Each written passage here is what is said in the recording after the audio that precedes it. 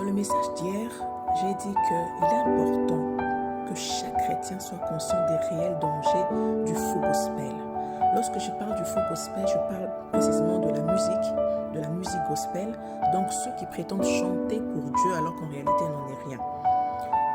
Il est également important à retenir qu'il n'y a pas de différence entre le faux gospel et la musique mondaine. Donc si tu pensais que le faux gospel et la musique mondaine c'est différent, non, il n'y a pas de différence. C'est vrai que sur le plan physique, on va entendre que la personne qui chante le faux gospel va présenter Jésus, va chanter Jésus, va peut-être donner des versets bibliques, va parler d'une histoire, des histoires de la Bible et tout.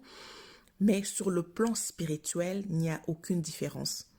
Il n'y a aucune différence parce que les dégâts, les répercussions, les conséquences néfastes sont similaires entre le faux gospel et la musique mondaine.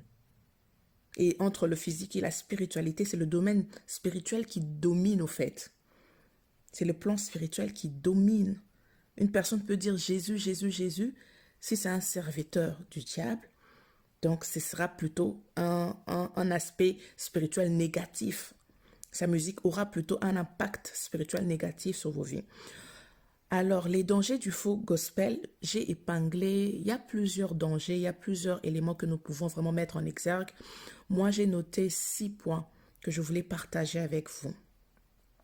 Premièrement, une personne qui chante le faux gospel vous fait, dans un premier point j'ai noté, ça vous fait pécher. Ça vous fait pécher parce que tu es en train d'adorer l'ennemi, tu es en train d'adorer d'autres divinités sans le savoir, de façon inconsciente. Alors que le péché, que ce soit conscient ou inconscient, ça reste le péché. La Bible dit, mon peuple périt faute de connaissance. En tant qu'enfant de Dieu, c'est que tu dois éviter. Tu dois éviter de manquer le discernement. Fais du Saint-Esprit ton ami, fais du Saint-Esprit ton allié, afin que, même en termes de choix de musique, d'artistes à écouter, qu'ils puissent t'orienter, qu'ils puissent vraiment te conduire, qu'ils puissent te conduire en toutes choses.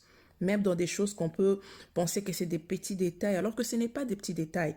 En adorant, en chantant avec le faux gospel, tu es en train d'adorer l'ennemi. Tu adores le diable.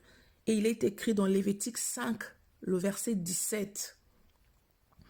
On va le lire ensemble. Lorsque quelqu'un péchera en faisant sans le savoir contre l'un des commandements de l'Éternel, des choses qui ne doivent pas se faire, ils seront coupables, c'est intéressant la suite, et sera